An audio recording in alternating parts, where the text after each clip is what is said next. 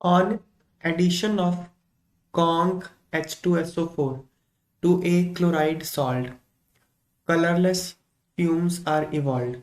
But in case of iodide salt, violet fumes come out. This is because देखो conc H2SO4 की reaction chloride bromide और iodide के साथ क्या होती है आपको पता होना चाहिए। यहाँ पे चलो बताया हुआ ही है। जब आप क्लोराइड के साथ H2SO4 को रिएक्शन करते हो ना तो कुछ नहीं होता है, HCl बनता है।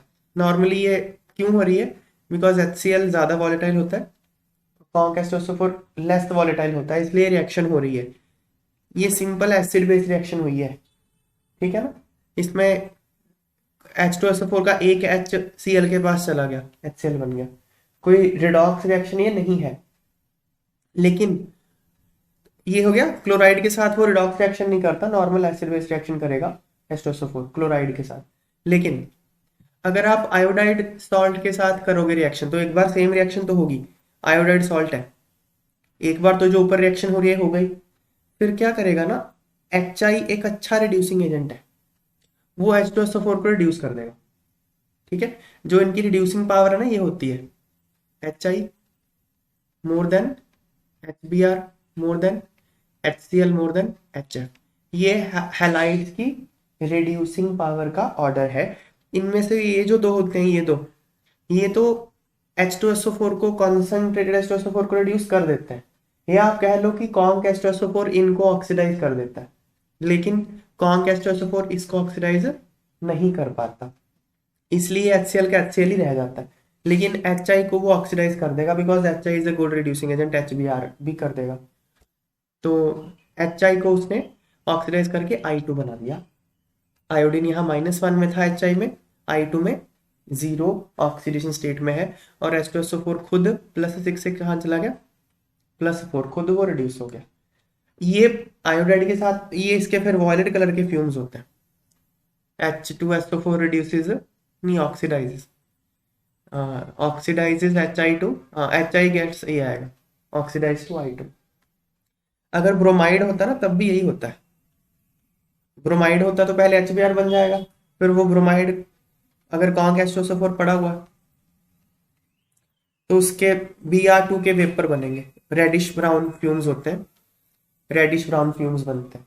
तो ये ब्रोमाइड के साथ इसकी रिएक्शन होती है।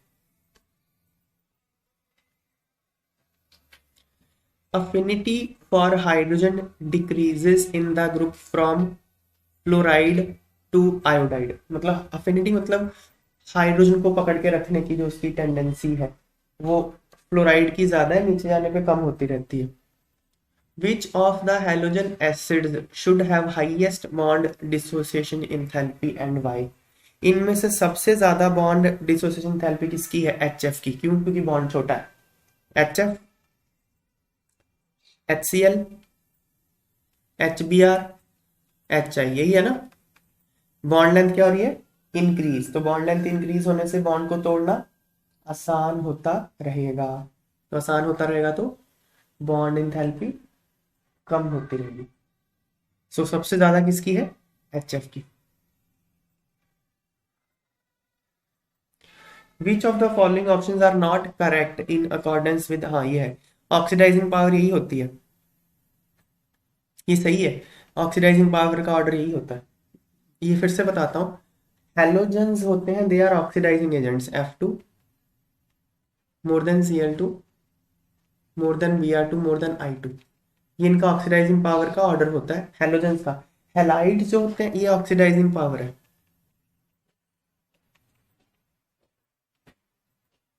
Oxidising power. बिल्कुल डी और एफ दो का टेस्ट लेना।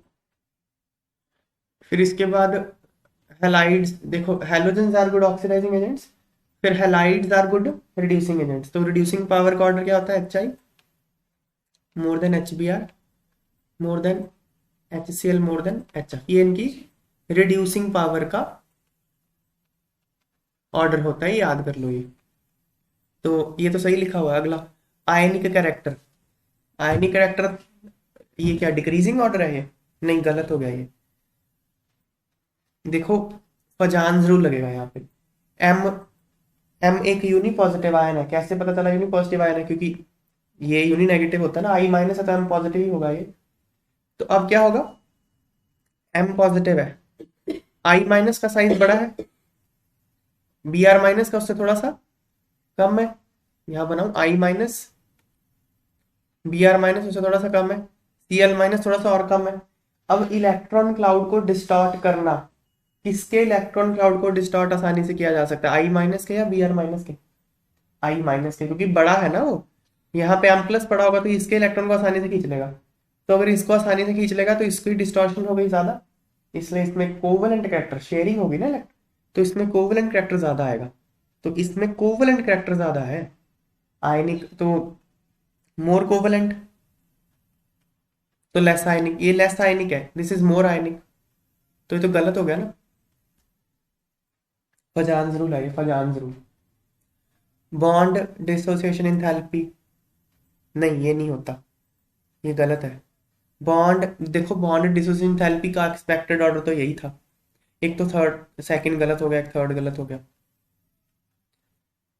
अब देखो, बॉन्ड डिसोसिएशन एंथैल्पी का ना एक्सपेक्टेड ऑर्डर यही है।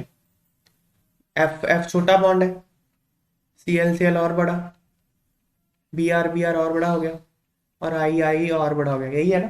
तो आप एक्सपेक्ट क्या करोगे, बॉन्ड डिसोसिएशन एंथैल्पी ऑर्डर ही होना चाहिए।